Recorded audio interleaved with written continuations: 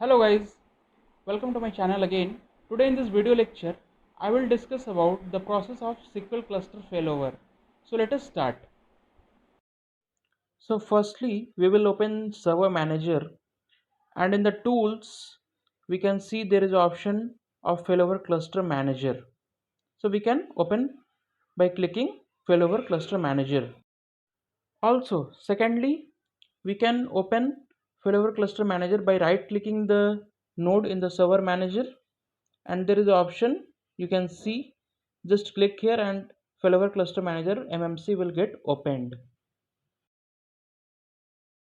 Thirdly, in Windows 2019 and 2016 servers, you can just directly search the term Failover Cluster Manager and you can open it directly. Now let's move to the Failover Cluster Manager console. So in the top left you can see the roles option is there.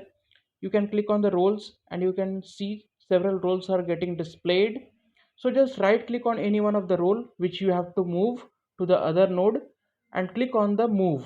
You will get the below options like live migration, quick migration.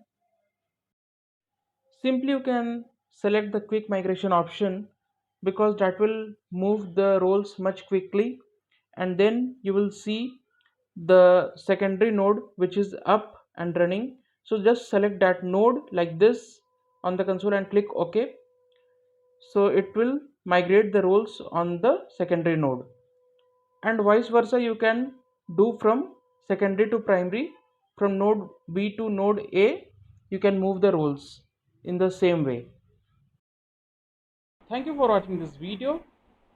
If you do have any queries or suggestions, please do put in the comment box and I would definitely respond to those. If you would like me to prepare a new video on any specific topic, then I would definitely prepare that. So let's meet in the next video. Till then, goodbye, take care.